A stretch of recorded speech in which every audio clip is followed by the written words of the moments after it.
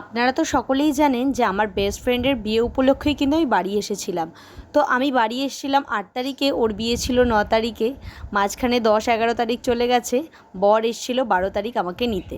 আর আপনারা তো জানেন আমার বাড়ি হচ্ছে হুগলি ডিস্ট্রিক্টের মহানাদ গ্রামে। আর এই হুগলি ডিস্ট্রিক্টে কিন্তু প্রচুর দর্শনীয় স্থান রয়েছে।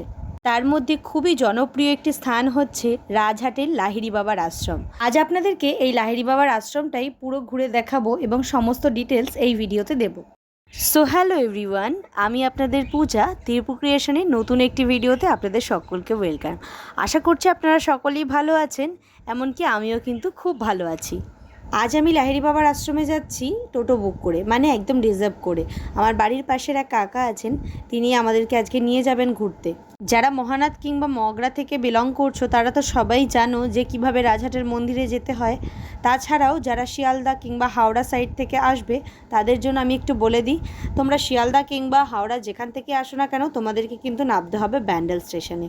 ব্যান্ডেল থেকে যে কোনো টোটো অটো তোমরা কিন্তু বুক করে চলে যেতে পারবে লাহিড়ী বাবার আশ্রমে। আর সেখান থেকে টোটো বুক করে যে তোমরা শুধুমাত্র লাহিড়ী বাবার আশ্রম দেখবে সেটাই কিন্তু নয়, প্রচুর মন্দির আমাদের এই হুগলি ডিস্ট্রিক্টে রয়েছে। আমি আপনাদেরকে প্রথমেই বললাম, তো ব্যান্ডেল, মগরা এই সমস্ত সাইডে আরও কিন্তু দর্শনীয় স্থান রয়েছে যেগুলো আপনারা একেবারেই কভার করতে পারেন, যেমন ব্যান্ডেল চার্চ, গায়ত্রী আশ্রম, হংসেশ্বরী মন্দির, এরকম প্রচুর কিন্তু দর্শনীয় স্থান রয়েছে যেগুলো আপনারা একেবারেই ভিজিট করতে পারেন একদিনে। আজ কিন্তু আমরা লাহিড়ী বাবার আশ্রমে যাচ্ছি, আমি, আমার হাজব্যান্ড, আমার মাম্মাম আর আমার ঠাম্মা। আপনারা লাহিড়ী বাবার আশ্রমে কিভাবে যাবেন সেটা তো আপনাদেরকে বলেই দিলাম। তাছাড়াও কিন্তু এই ভিডিওতে আমি আজকে আপনাদের সাথে শেয়ার করব আশ্রম খোলার সময়সূচি, ভোগের মূল্য এবং ভোগের টাইম। এইগুলোই কিন্তু আমি আপনাদের সাথে শেয়ার করব। আপনারা যারা সারাদিনের জন্য আসবেন, এতগুলো মন্দির কিংবা দর্শনীয় স্থান দেখবেন, তাদের স্বাভাবিকভাবেই চিন্তা হতে পারে যে আমরা দুপুরের লাঞ্চটা কোথায় করব। তো সেই কারণেই কিন্তু আজকে আমি আপনাদেরকে জানাবো যে এই লাহিড়ী বাবার আশ্রমে কিন্তু আপনারা দুপুরের লাঞ্চটা সেরে নিতে পারেন এবং সেটার মূল্য কত আছে, টাইম কি আছে, সবটাই এই ভিডিওতে আপনারা দেখতে পাবেন। তার জন্য তো পুরো ভিডিওটা দেখতে হবে। এই যে দেখতে পাচ্ছেন ডান দিকে অ্যারো করা আছে লাহিড়ী বাবার আশ্রম, এই দিকেই কিন্তু পড়বে লাহিড়ী বাবার আশ্রম। আপনাদের যেতে কোনো রকম কোনো অসুবিধা কিন্তু হবে না। আর আমি যে দিকটা যাচ্ছি এই দিকটা হচ্ছে গায়ত্রী আশ্রম। আমরা সবার ফার্স্ট দেখেছিলাম গায়ত্রী আশ্রম, কিন্তু এই গায়ত্রী আশ্রমের ভিডিও কিন্তু আসবে পরের ভিডিওতে। দেখুন আমরা কিন্তু চলে এসেছি লাহিড়ী বাবার আশ্রমে। এই যে আমবাগানটা দেখতে পাচ্ছেন এখানটাই কিন্তু লাহিড়ী বাবার আশ্রম। আর এইদিকে কিন্তু আপনারা যদি গাড়ি নিয়ে আসেন সেটা কিন্তু স্ট্যান্ড করার মতো প্রচুর জায়গা রয়েছে। আশ্রমে ঢুকতেই ডান হাতে কিন্তু আপনারা একটা সেবা প্রতিষ্ঠা পেয়ে যাবেন যেখানে ডক্টর চেম্বার রয়েছে। এই হচ্ছে আধারালয় লাহিড়ী বাবার আশ্রম। আর আপনারা কিন্তু এই আশ্রমের বাইরেই প্রচুর নিরামিষ খাবার দোকান পেয়ে যাবেন। এবার আপনাদের মন্দির খোলার টাইমটা একটু দেখিয়ে দিই। সকাল 10টা থেকে দুপুর 12টা পর্যন্ত এবং বিকেল 4টে থেকে সন্ধ্যে 6টা পর্যন্তই কিন্তু আশ্রম খোলা থাকে। চলুন এবার আশ্রমের ভেতরে প্রবেশ করা যাক। এই যে সরু গেটটা দেখতে পাচ্ছেন রাইট সাইডে, এটা থেকেই কিন্তু এন্ট্রি, আর বড় গেটটা থেকে কিন্তু এক্সিট। ঢুকেই কিন্তু প্রচুর সরু সরু বাঁশ গাছ আপনারা দেখতে পাবেন। এই বাঁশ গাছ কিন্তু আমরা সচরাচর জঙ্গলে দেখতে পাই না।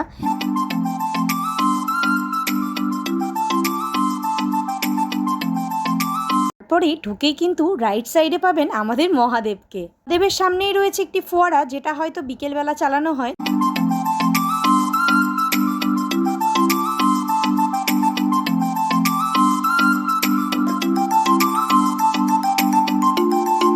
আমরা কিন্তু ঢুকেই রাইট সাইডে পেয়েছিলাম আমাদের মহাদেবকে। তারপরে চলে এলাম আমরা লেফট সাইডে। এই যে ঘরটি দেখতে পাচ্ছেন এখানেও কিন্তু আমাদের মহাদেবী বিরাজমান। আগে কিন্তু এই মন্দিরের ওপরের চারিদিকটা থেকে জল পড়তো ফোয়ারার মতো করে, এখন এটা বন্ধ আছে, হয়তো বিকেলের দিকে চালানো হয়। এখন মহাদেবের মন্দিরে ঢোকার আগে কি সুন্দর বাঁশ দিয়ে ব্রিজ করা হয়েছে।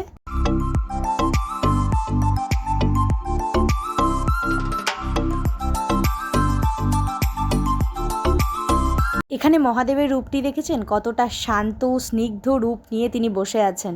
এই আশ্রমের চারিদিকটাই যেন অসম্ভব এক সৌন্দর্য গ্রাস করে রেখেছে। সকলকে বলবো এই শান্তিপূর্ণ জায়গা থেকে একটিবার হলেও ঘুরে যাবেন।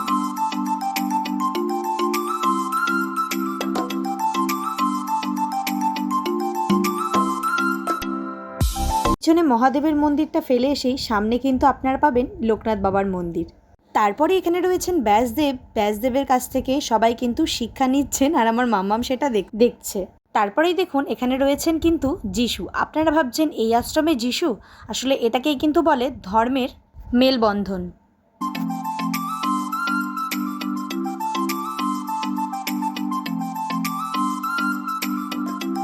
এই সমস্ত কিছু দেখে এসে দেখবেন মা দুর্গাকে কাঁধে করে নিয়ে যাওয়া হচ্ছে। তার সামনেই দেখতে পাবেন একটি মা দুর্গার মন্দির। এই লাহিড়ী বাবার আশ্রমে আসলে আপনারা দেখতে পাবেন প্রচুর দেবদেবীর মূর্তি। দুর্গা মন্দিরটি ছাড়িয়ে একটু বেরিয়ে এসেই দেখবেন কিন্তু সামনে রয়েছে একটি শিশু উদ্যান, যেখানে বাচ্চাদের খেলার জন্য কিন্তু রয়েছে দোলনা, স্লিপ, ঢেকি, সমস্ত কিছু। আর এই যে বাঁ দিকটা দেখতে পাচ্ছেন, এদিকে কিন্তু আছে ওয়াশরুম। কারো ওয়াশরুমের প্রয়োজন হলে সেটারও কিন্তু কোনো রকম কোনো অসুবিধা হবে না এই আশ্রমে আসলে।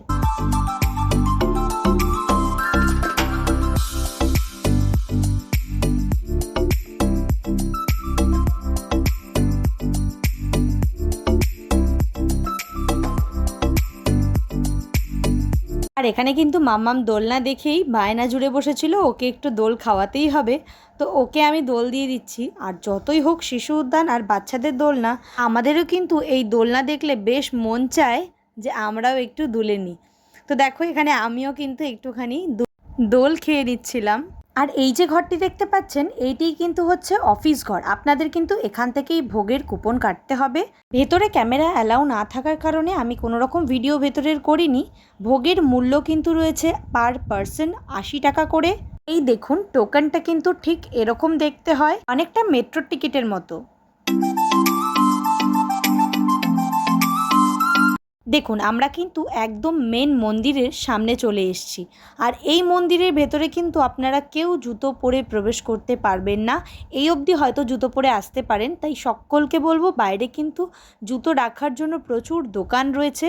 কিছু টাকা হয়তো তারা নেন, কিন্তু সেখানেই আমি বলবো জুতোটা খুলে আসার জন্য।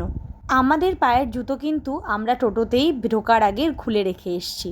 আপনারা প্রচুর জায়গা পেয়ে যাবেন এরকম জুতো রাখার জন্য।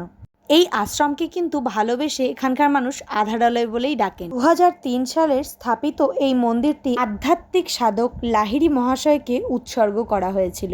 এখানে প্রবেশ করার পর আপনারা বুঝতে পারবেন আপনারা এক অন্য জগতে প্রবেশ করেছেন, যেখানে আসলে আপনাদের মন হয়ে যাবে একদম শান্ত। এই মন্দিরটি কিন্তু গঠন করা হয়েছে মানবদেহকে অনুকরণ করে।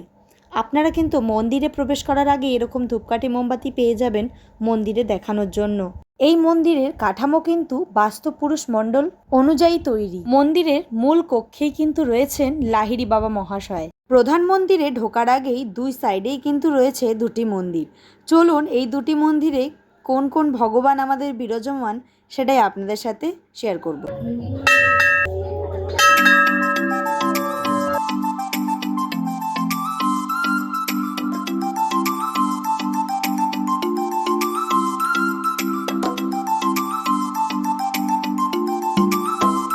আপনাদেরকে তো বললাম মেন মন্দিরে ঢোকার আগেই কিন্তু দু সাইডে রয়েছে দুটি মন্দির। ডান দিকের মন্দিরটিতেই কিন্তু রয়েছেন আমাদের রাম, সীতা এবং লক্ষ্মণ।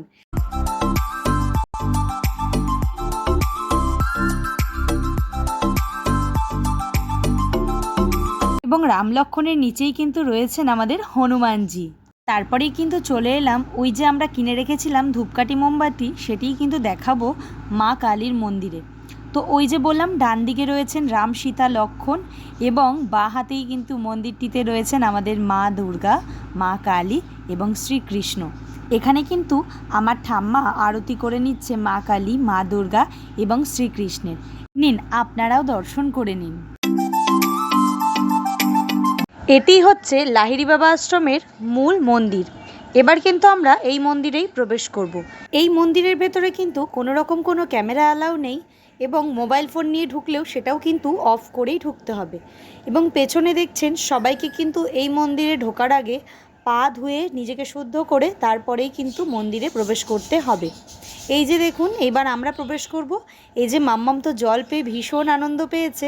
আমরা কিন্তু দেখে বেরিয়েও এসেছি। মন্দিরের গর্ভগৃহে কিন্তু রয়েছেন স্বয়ং লাহিড়ী বাবা মহাশয় এবং সাথে রয়েছে আমাদের মহাদেব এবং আরও অনেক দেবদেবী। এবং মন্দিরের ঠিক সামনেই কিন্তু রয়েছে একটি তুলসী মঞ্চ।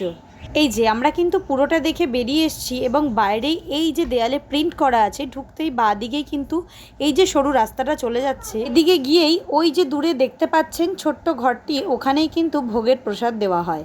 এবার আপনাদেরকে একটু ভোগের টাইমটা বলে দিই। সকাল 11টা থেকে কিন্তু ভোগ দেওয়া শুরু হয় এবং চলে দুপুর 1:30টা পর্যন্ত।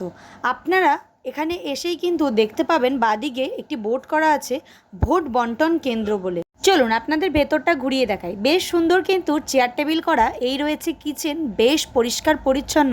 এই রয়েছে বেসিন। ভেতরটা কিন্তু বেশ নিট অ্যান্ড ক্লিন। এই যে আমরা কিন্তু এখানে সকলে বসে পড়েছি এবং ওই যে বললাম যে কাকা আমাদের নিয়ে এসছেন, তিনিও কিন্তু বসে পড়েছেন। আমরা কিন্তু সবাই মিলে এবার ভোগ খাবো। আর প্রসাদে ছিল ভাত, ডাল, ফুলকপি আলুর তরকারি এবং ছিল পুঁই শাক, সাথে পাঁপড় ভাজা। আর লাস্টে ছিল চাটনি, পায়েস। আর এখানে কিন্তু আপনারা প্রত্যেকটা আইটেম যতবার চাইবেন ততবারই কিন্তু দেবে। ভোগ নিয়ে এবার আমরা বেরিয়ে পড়লাম বাড়ি যাওয়ার উদ্দেশ্যে। আজকের ভিডিওতে আপনাদেরকে আমি এই লাহিড়ী বাবার আশ্রমটি ঘুরে দেখালাম। কেমন লেগেছে ভিডিওটি আপনারা কিন্তু কমেন্ট করতে ভুলবেন না। আর আজকেই কিন্তু আমার বাড়ি ফিরে যাওয়ার কথা। আপনারা যারা প্রতিনিয়ত আমার ভিডিও দেখেন তারা তো জানেনই যে আমি বাবার বাড়িতে এসেছি, সেখান থেকেই কিন্তু লাহিড়ী বাবার আশ্রমে ঘুরতে গিয়েছিলাম। বাড়ি গিয়ে একটু ফ্রেশ হয়ে আম্মামকেও চেঞ্জ করিয়ে আমরা কিন্তু বেরিয়ে পড়েছি বাড়ি যাওয়ার জন্য। টোটো করে যাচ্ছি আমাদের ম্যাজিক স্ট্যান্ডে, সেখান থেকে কিন্তু আমরা ম্যাজিক ধরে মগরা যাব। সারাদিন যেহেতু মাম্মাম একটা ড্রেস পরেই ছিল এবং আমরাও তাই ছিলাম, তাই চেঞ্জ করে নিলাম। আমরা কিন্তু ম্যাজিক স্ট্যান্ডে এসে ম্যাজিকও পেয়ে গিয়েছিলাম ফাঁকা এবং ম্যাজিকও দিয়েছিল ছেড়ে। তারপরেই কিন্তু ম্যাজিকে করে চলে আসি আমরা মগরা স্টেশনে। এখানে বসে রয়েছিলাম ট্রেনের জন্য। তারপরে ট্রেন পেয়ে গিয়ে আমরা কিন্তু চলে যাচ্ছিলাম হাওড়া। হাওড়া থেকে কিন্তু বাসে করে আমরা যাব উল্টোডাঙা। আজকের ভিডিওটা তো এইটুকুই। আপনাদের সাথে দেখা হবে নেক্সট গায়ত্রী আশ্রমের ভিডিও নিয়ে। আজকের মতো ভিডিওটি এখানেই শেষ করলাম। দেখা হবে অন্য কোনো দিন, অন্য কোনো জায়গায়। বাই।